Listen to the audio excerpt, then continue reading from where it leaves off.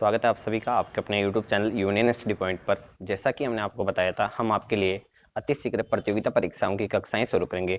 इसीलिए आज मैं आपके लिए लेकर आया हूं मैथ्स की क्लास। ये हमारा इंट्रोडक्शन पार्ट है, जिसमें मैं आपको मैथ्स से इंट्रोड्यूस कराऊंगा। देखो, मैथ्स में आपको अच्छा स्कोर करना है तो आपको दो पिलर्स गिराने होंगे। पहला है अर्थमेटिक मैथ्स और दूसरा है एडवांस मैथ्स। अर्थमेटिक मैथ्स की बात करते हैं तो इसके दो पॉइंट आपको ध्यान में रखने होंगे। एक है कैलकुलेशन स्किल और दूसरा है language comprehending ability. Calculation skill मतलब गणना कौशल। आपको किसी भी कैलकुलेशन से डरना नहीं है। किसी भी क्वेश्चन को सोल्व करते हो तो उसमें आपके कैलकुलेशन ब्लॉकेज नहीं होना चाहिए, जिससे आप क्वेश्चन में टाइम लगा देते हो। कैलकुलेशन ब्लॉकेज होता है तो आप क्वेश्चन में टाइम लगा देते हो। टाइम नहीं लगाना है किसी भी क्वेश्चन में। और दूसरी बात करते हैं हम लैंग्वेज कॉम्प्रिहेंडिंग एबिलिटी की। तो लैंग्वेज कॉम्प्रिहेंडिंग एबिलिटी का मतलब है भाषा समझने की क्षमता। ऐसा नहीं है कि हर क्वेश्चन में टफ टफ वर्ड होंगे, ऐसा कुछ नहीं है। भाषा इजी होगी, उसको आपको पहले एक डाटा में इन्फर्ट करना है और फिर उस क्वेश्चन को सॉल्व करना है। जैसे कोई क्वेश्चन है, उसका पहले डाटा में इन्फर्ट कर लो, फिर उस क्वेश्चन को सॉल्व करो। देखो, अर्थमेटिक मैथ्स से एडवांस मैथ्स थोड़ी टफ है। अर्थमेटिक मैथ्स इजी है। अर्थमेटिक मैथ्स में टाइम ज़्यादा लगता है किसी भी क्वेश्चन में, और एडवांस मैथ्स में क्वेश्चन टाइम नहीं लगता है क्वेश्चन में। जो क्वेश्चन आपको आता है वो आप इजीली सोल्व कर पाते हो। अर्थमेटिक मैथ्स के क्वेश्चन देखते हो तो उसमें आप हमेशा ये लगता है कि ये क्वेश्चन मुझे आता है, तो भी आप वो क्वेश्चन नहीं सोल्व कर पाते हो। अगर आप किसी भी कॉम्पिटिटिव एग्जाम में कोई भी अर्थमेटिक मैथ्स का क्वेश्चन सोल्व करते हो तो आपको कैलकुलेशन का पूरा ध्यान रखना है। कैलकुलेशन मतलब आप कैलकुलेशन को अच्छी करनी है तो आप डेली के 15-20 मल्टीप्लाई लो और डेली एक ही मेथड से उनको करो। अलग अलग मेथड से आपको मल्टीप्लाई नहीं करना है। यूट्यूब पर काफ़ी वीडियो ऐसे हैं जिसमें आपको अलग अलग मेथड बताए हुए होंगे, तो आपको उनमें से एक ही मेथड का यूज करना है। अदर अलग अलग मेथड का यूज करोगे तो आपके कैलकुलेशन ब्लॉकेज रहेगा, क्योंकि आप वहां पे डिसाइड नहीं कर पाओगे एग्जाम में कि मैं किस मेथड से कैलकुलेशन करूं, शॉर्ट मेथड से करूं या मैं डेली जिस मेथड से कैलकुलेशन करता हूं उस मेथड से करूं। इस बात का ध्यान रखना है। अब देखो, एडवांस मैथ्स की बात करते हैं तो एडवांस मैथ्स के भी दो पॉइंट हैं जिनको आपको ध्यान में रखना है। एडवांस मैथ्स अच्छी करनी है तो उन दो पॉइंट को ध्यान में रखना है हमेशा। पहला पॉइंट आपका है कंसेप्ट इंप्लीमेंटेशन और दूसरा है एनालिटिकल एबिलिटी। कंसेप्ट इंप्लीमेंटेशन की बात करते हैं तो देखो, एडवांस मैथ्स में काफी सारे ऐसे कंसेप्ट हैं जिनको आपको याद में रखना होगा, मतलब याद रखना होगा। और उनको कैसे अप्लाई अप्लाई करना है, काम पर कैसे अप्लाई करना है या कहाँ उसका यूज करना है, सारे कंसेप्ट आपको याद रखने होंगे।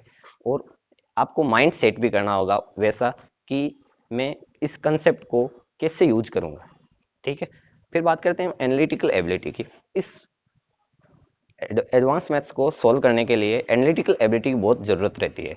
देखो, जैसे हम क्वेश्चन एग्जांपल लेते हैं कि साइन थीटा बटा कोस थीटा बराबर टेन थीटा होता है, तो इसमें आप कुछ करके जैसे मल्टीप्लाई कर दो कोस थीटा से, तो इस क्वेश्चन को अलग मोड़ दिया जा सकता है या क्वेश्चन को अलग देखा जा सकता है।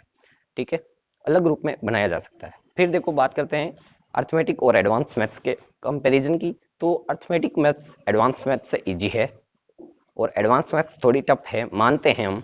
और एडवांस मैथ्स से आपको दूर नहीं भागना है, एडवांस मैथ्स को सोल्व करना है डेली, और फिर प्रैक्टिस करके एडवांस मैथ्स के क्वेश्चन डेली प्रैक्टिस करके आपको एडवांस मैथ्स अच्छी करनी है। अर्थमेटिक मैथ्स और एडवांस मैथ्स में सबसे पहले आप एग्जाम में बैठो तो आप एडवांस मैथ्स के क्वेश्चन सोल्व करो, ताकि आपके टाइम बचे, और फिर अर्थमेटिक मैथ्स के क्वेश्चन सोल्व करो। आज हम बात करेंगे अर्थमेटिक मैथ्स की, और अर्थमेटिक मैथ्स में मैं आपको टाइम एंड वर्क पढ़ाऊंगा। टाइम एंड वर्क की बात करेंगे जिसमें मैं आपको काफ़ी ज़्यादा फॉर्मूले नहीं बताऊंगा।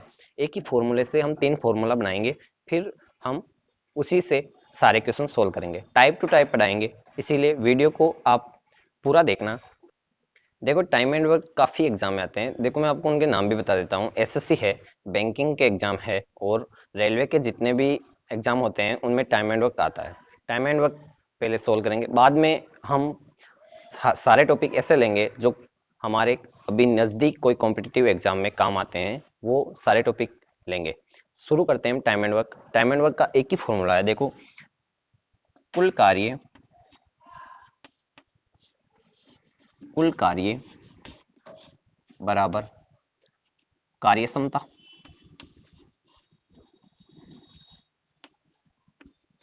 कार्य क्षमता इंटू समय। इस एक फॉर्मूले से हम दो फॉर्मूले और बनाएंगे, फिर टाइम एंड वर्क सोल्व करेंगे। कुल कार्य कार्य क्षमता होती है कि एक व्यक्ति एक दिन में कितने काम करता है। देखो जैसे कोई आदमी है एक दिन में 2 काम करता है और वो 4 दिन तक लगातार कार्य करता है, तो वो कुल कार्य उसका कितना हुआ, 8 उसका कुल कार्य है। 2 काम वो प्रतिदिन करता है, कुल कार्य उसका कितना हो गया, 8। अब इस फॉर्मूले से हम 2 फॉर्मूले और बनाएंगे। जब हमें समय ज्ञात करना होता है तो हम क्या करेंगे, देखो समय, कार्य क्षमता समय के मल्टीप्लाई में है, तो कार्य क्षमता को इक्वल्स टू के इधर लेके आएंगे तो ये किस में आ जाएगी, डिवाइड में आ जाएगी। तो यहाँ पे क्या हो जाएगा, कुल कार्य बटा कार्य क्षमता।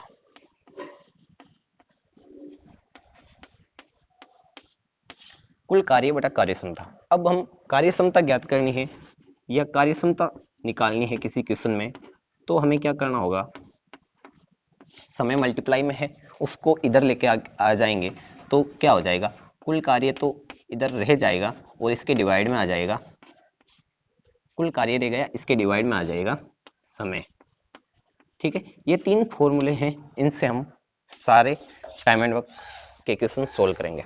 अब बात करते हैं हम, आज का हमारा पहला क्वेश्चन है, वो टाइप फर्स्ट है हमारी, जिसमें देखो टाइप फर्स्ट है, स्क्रीन पे आ गया है क्वेश्चन।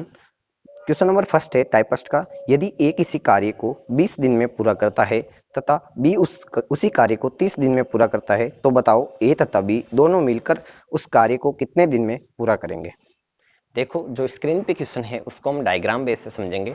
डायग्राम मैं आपको पहले समझा देता हूँ, फिर हम क्वेश्चन को सोल्व करेंगे। ठीक है, देखो सबसे पहले हम एक उल्टा वे बनाएंगे।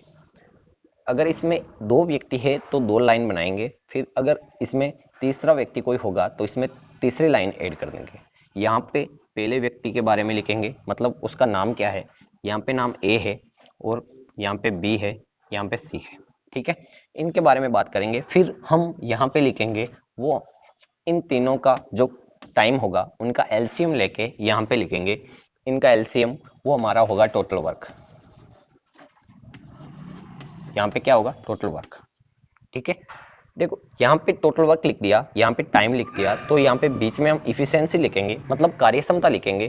तो एक ही कार्यक्षमता जो होगी वो हमेशा लेफ्ट साइड में लिखनी है, कार्यक्षमता हमेशा लेफ्ट साइड में ही लिखनी है आपको, ताकि आपके कंफ्यूजन नहीं हो क्वेश्चन में। ठीक है, यहाँ पे एक ही कार्यक्षमता लिख देंगे, यहाँ पे बी की लिख देंगे और यहाँ पे सी की लिख देंगे। अब बात करते हैं हम क्वेश्चन की। देखो हम अब बात करते हैं, यहाँ पे पहले क्वेश्चन क्या कह रहा है, यदि ए किसी कार्य को 20 दिन में करता है, ये ए है, किसी कार्य को 20 दिन में करता है और बी उसी कार्य को 30 दिन में पूरा करता है, कार्य समान होगा हमेशा।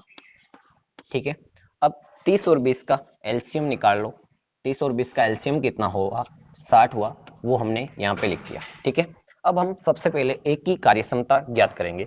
देखो एक की कार्यक्षमता, एक ही कार्यक्षमता निकालनी है, और कार्यक्षमता का मैंने फॉर्मूला क्या बताया था आपको, कुल कार्य बताया था, और उसके डिवाइड में क्या बताया था, टाइम बताया था, मतलब समय बताया था। अब देखो कुल कार्य हमारे पास कितना है, 60 है, और समय कितना है, 20 है। ए का समय 20 है, तो ये कितनी बार मल्टीप्लाई हुआ, डिवाइड हुआ, 3 बार डिवाइड हो गया, तो इसकी इफिशियंसी कितनी आ गई, 3। ये यहाँ पे लिख देंगे। फिर हम बी की, ऐसे ही बी की कार्यक्षमता ज्ञात करेंगे। बी की कार्यक्षमता निकालने के लिए हमें फॉर्मूला यही यूज करना है, कुल कार्य हमारे पास है 60 और बी उस कार्य को कितने दिन में पूरा करता है, 30 दिन में पूरा करता है, तो इसकी कार्यक्षमता क्या आ जाएगी, 2 आ जाएगी। यहाँ पे लिख दो कार्यक्षमता 2। अब देखो क्वेश्चन क्या बता रहा है कि ए किसी कार्य को 20 दिन में पूरा करता है और बी उस कार्य को 30 दिन में पूरा करता है, तो बताओ वे दोनों मिलकर उस कार्य को कितने दिन में पूरा करेंगे। दोनों मिलकर मतलब ए और बी दोनों मिलकर उस कार्य को कितने दिन में पूरा करेंगे। ए और बी की बात करते हैं तो ए और बी की दोनों की एफिशिएंसी देखो, ए की एफिशिएंसी कितनी है, 3 है, और बी की एफिशिएंसी कितनी है, 2 है। इन दोनों की एफिशिएंसी को ऐड कर दो, इन दोनों की एफिशिएंसी को ऐड करोगे तो कितनी हो जाएगी, 5 हो जाएगी। फिर अब देखो हमें क्या समय ज्ञात करना है, तो समय का करना है, समय यहाँ पे ज्ञात कर देते हैं। समय का मैंने आपको फॉर्मूला क्या बताया था, कुल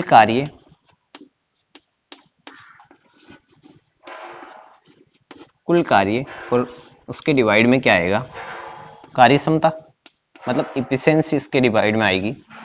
कुल कार्य अपना कितना है, 60 है, और कार्य क्षमता, इन दोनों की कार्य क्षमता ऐड कर दी, यहाँ पे कार्य क्षमता कितनी है, 5 है, तो इसके डिवाइड में 5 लिख दो और इसको डिवाइड कर दो, 12 दिन आपका आंसर है। ऐसे ही आपको क्वेश्चन सॉल्व करना है। अब बात करते हैं, देखो टाइप फर्स्ट का सेकंड क्वेश्चन है, उसकी बात करते हैं। देखो हमारा क्वेश्चन स्क्रीन पे आ गया है। क्वेश्चन नंबर सेकंड है, यदि ए किसी कार्य को 10 दिन में पूरा करता है तथा बी उसी कार्य को 15 दिन में पूरा करता है, तो बताओ ए तथा बी दोनों मिलकर उस कार्य को कितने दिन में पूरा करेंगे। अब देखो हम क्वेश्चन की बात करते हैं। क्वेश्चन में क्या कह रहा है, ए किसी कार्य को 10 दिन में पूरा करता है, ए किसी कार्य को 10 दिन में पूरा करता है तथा बी उसी कार्य को 15 दिन में पूरा करता है। तो इन दोनों का 10 और 15 का एलसीएम यहां पे क्या आ गया, एलसीएम इसका 30 है, 30 आ गया। ये हमारा हो गया कुल कार्य, टोटल वर्क है ये हमारा, ठीक है। अब हमें ए की इफिशियंसी पता करनी है, इफिशियंसी ए की ज्ञात करनी है, तो आपको कुल कार्य को ए के टाइम से डिवाइड करना है, मतलब 10 से इस 30 को डिवाइड करना है, तो आपके कितना इफिशियंसी कितनी आ गई, 30 को 10 से डिवाइड कर दिया तो इफिशियंसी आ गई 3। ऐसे ही बी की इफिशियंसी ज्ञात करनी है, 30 को 15 से डिवाइड करके यहाँ पे लिखना है 2। फिर ये कह रहा है कि ये दोनों मिलकर किसी कार्य को, उसी कार्य को कितने दिन में पूरा करेंगे। ये दोनों मिलकर मतलब ए और बी दोनों मिलकर, अब ए की इफिशियंसी 3 है, बी की इफिशियंसी 2 है, इन दोनों की इफिशियंसी को ऐड कर लो, कितनी हो जाएगी, 5। हमारे पास इफिशियंसी है, टोटल वर्क है, तो हम समय ज्ञात कर सकते हैं। समय का फॉर्मूला भी मैंने आपको बताया था कि समय का फॉर्मूला क्या होगा, कुल कार्य और उसके बट्टा में क्या आ जाएगा, समय, कुल कार्य और बट्टा में क्या आ जाएगा, समय, कार्य क्षमता, ठीक है। कुल कार्य हमारे पास कितना है, 30 है, कार्य क्षमता कितनी है इन दोनों की, 5 है, तो 30 को 5 से डिवाइड कर दो, कितना आ जाएगा, 6। 6 हमारा समय हो जाएगा। ए और बी का समय कितना हो गया, 6, और 6 ऑप्शन में है, सी ऑप्शन हमारा राइट हो जाएगा। 6 दिन में ये दोनों मिलकर कार्य कर लेंगे। अब देखो पहले वाले क्वेश्चन में हमने बात की थी, ए और बी अलग अलग उनकी कार्य क्षमता निकाली थी। अब हम हमेशा इस डायग्राम में ही कार्य क्षमता निकालेंगे। वो तो मैंने आपको पहले बताया था कि कार्य क्षमता ऐसे निकालनी है। अब हम डायग्राम में ही कार्य क्षमता निकालेंगे और डायग्राम से ही सारे क्वेश्चन सोल्व करेंगे, ताकि आपको ज्यादा कुछ मैटर लिखना नहीं पड़े, इसी में आप सोल्व कर लो। स्क्रीनशॉट ले लो इसका। देखो बात करते हैं सेकंड टाइप की। सेकंड टाइप का क्वेश्चन आपके स्क्रीन पे लगा दिया है। देखो सेकंड टाइप क्या बोल रहा है, यदि ए और बी मिलकर किसी काम को 15 दिन में पूरा करते हैं तथा बी अकेला इस काम को 20 दिन में पूरा करता है, तो बताओ ए इस काम को कितने दिन में पूरा करेगा। ठीक है, ए इस काम को कितने दिन में पूरा करेगा, ये बात हमें पूछी है। ए और बी मिलकर उस काम को 15 दिन में पूरा करेंगे। ए और बी दोनों को ऐड करके लिख दो यहाँ पे, और वो कितने दिन में पूरा कर दे, 15 दिन में पूरा करते हैं। ठीक है, और बी अकेला इस काम को कितने दिन में पूरा करता है, बी अकेला इस काम को 20 दिन में पूरा करता है। ये लो 20 दिन में पूरा करता है बी, ये 15 दिन में पूरा करता है। अब 15 और 20 का एलसीएम आपके पास क्या आ गया, 60 इसका एलसीएम आ जाएगा। 60 एलसीएम आ गया, ये हमारा क्या हुआ, टोटल वर्क हुआ। ये हमारा टोटल वर्क है, मतलब कुल कार्य है। अब ए और बी की यहाँ पे इफिशियंसी ज्ञात करेंगे, तो इन दोनों की कंबाइंड इफिशियंसी आएगी, मतलब इन दोनों की इफिशियंसी साथ में आएगी। 15 से 60 को डिवाइड करेंगे तो कितनी बार डिवाइड होगा, 4 बार डिवाइड होगा। फिर ये 4 इफिशियंसी है, ये ए और बी दोनों की इफिशियंसी है। यहाँ पे 20 से 60 को डिवाइड किया तो कितनी बार हुआ, 3 बार।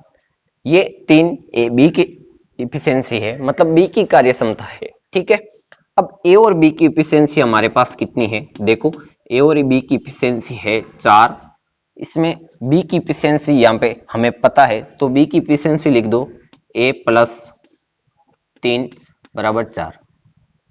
3 को इधर भेज दिया तो ए की इफिशियंसी हमारे पास कितनी आ जाएगी, 4 माइनस 3। तो देखो ए बराबर आपके पास क्या आ गया, 1 आ गया। ये हमारे पास ए की इफिशियंसी आ गई, बी की इफिशियंसी हमें पता है। तो देखो अब टोटल कार्य हमारे पास है, ए की इफिशियंसी है, पूछ किसका रहा है, ए के बारे में ही पूछ रहा है, मतलब ए उस कार्य को कितने दिन में पूरा करेगा। टोटल कार्य हमारे पास 60 है और ए की इफिशियंसी हमारे पास 1 है, तो ए इस कार्य को 60 दिन में पूरा करेगा। एक से 60 को डिवाइड करोगे तो आपके आंसर 60 ही आएगा। ठीक है, आपका आंसर हो गया इसमें ए ऑप्शन राइट हो जाएगा।